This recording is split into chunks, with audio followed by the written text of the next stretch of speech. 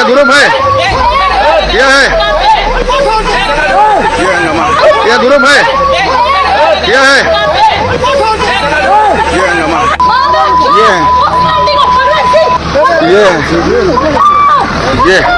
ये आपका क्या नाम है? आपका क्या नाम है?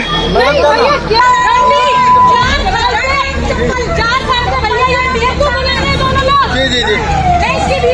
मैंने इस लड़की को होटल में पकड़ा अपने पति के साथ, हर जगह इसको ले जाते तो मैं इस चीज पे भी ऑब्जेक्शन उठाती थी। लड़की के और अपने पति के जांघों पे हाथ रखे हुए देखा मैंने, इस चीज पे भी ऑब्जेक्शन। किसी से रिलेशन है कैसे? मुझसे पता चला था, इन्होंने मेरी सहेली बनवाई पहले, मुझे पता ही नहीं है कि मेरे साथ तलाक का। तो हाल ही में सीतामढ़ी की सड़कों से एक वीडियो खूब वायरल हुआ। इसमें दो औरतें आपस में लड़ रही थी और आसपास अच्छी खासी भीड़ जमा थी जो तमाशा देख रही थी। अब पहली नजर में तो ये कोई भी आम सड़क का झगड़ा लग सकता है ना? लेकिन इस हंगामे के पीछे एक बहुत ही उलझी हुई कहानी है। आज हम इसी कहानी की परतों को एक एक करके खोलेंगे। इस पूरी कहानी का जो सार है वो इस एक लाइन में छिपा है, सहेली बनी सौतन। ये एक ऐसा मुहावरा है जिसे हम सबने सुना है और ये दोस्ती, धोखे और टूटे हुए विश्वास की एक बहुत ही दर्दनाक तस्वीर दिखाता है। यही वो इल्जाम है जो इस पूरे विवाद के बिल्कुल सेंटर में है। तो सवाल ये उठता है कि एक निजी मामला, एक पर्सनल मामला इतना कैसे बढ़ गया कि उसे सड़क पर सुलझाने की नौबत आ गई? आखिर वो कौन सी वजहें थीं, वो कौन सी बातें थीं जिन्होंने एक महिला को सरेआम दूसरी महिला पर हाथ उठाने के लिए मजबूर कर दिया? चलिए इस हंगामे की जड़ तक पहुंचने की कोशिश करते हैं। तो वीडियो में दिखता क्या है?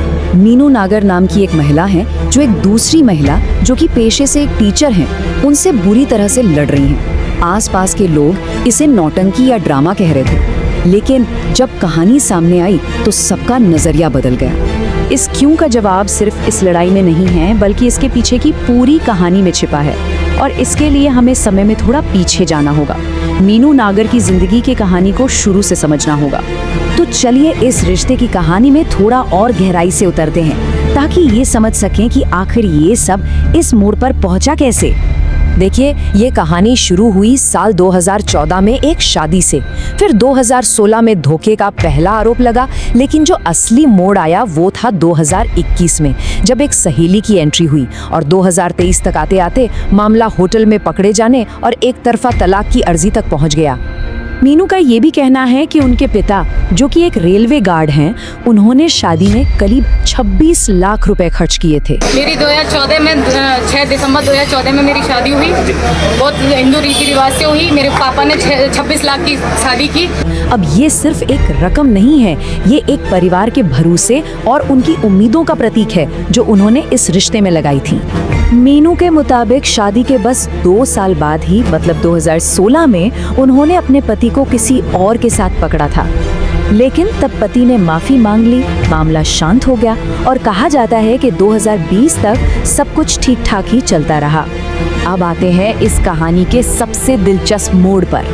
आरोप ये है कि ये जो मुख्य विवाद है वो किसी बहस या लड़ाई से नहीं, बल्कि एक दोस्ती से शुरू हुआ। मीनू के अपने शब्दों में कहें तो ये पूरा मामला एक सोची समझी साजिश थी। उनका सीधा आरोप है कि उनके पति ने जानबूझकर उस दूसरी महिला को पहले उनकी दोस्त बनवाया ताकि उसका घर में आना जाना आसान हो सके। मीनू के बयानों को देखें तो ये सब कुछ एक सिलसिलेवार तरीके से हुआ। पहले दोस्ती करवाई गई, फिर उस सहेली का घर आना जाना शुरू हुआ और जब मीनू को शक हुआ और उन्होंने इस पर आपत्ति जताई तो उनकी बातों को नज़रअंदाज कर दिया गया और आखिर में उनका दावा है कि उन्होंने दोनों को एक होटल में रंगे हाथों पकड़ा। चलिए अब कहानी के उस हिस्से पर चलते हैं जो शायद सबसे ज्यादा चौंकाने वाला है और जिसकी वजह से ये मामला सीधे सड़क पर आ गया। मीनू का कहना है कि उन्हें तलाक की ये पूरी बात सड़क पर हुए इस हंगामे से ठीक 8 दिन पहले पता चली। सिर्फ 8 दिन। इससे अंदाजा लगाया जा सकता है कि वीडियो में जो गुस्सा और दर्द दिख रहा है वो कितना ताज़ा था। और यहीं पर आके पूरी स्थिति का विरोधाभास साफ साफ दिखता है। एक तरफ मीनू ये सोच रही थी कि ये पति पत्नी का झगड़ा है जो शायद सुलझ जाएगा, लेकिन वो शादीशुदा है, और दूसरी तरफ उनकी जानकारी के बिना ही उनकी शादी को खत्म करने की कानूनी प्रक्रिया 1 साल से चल रही थी।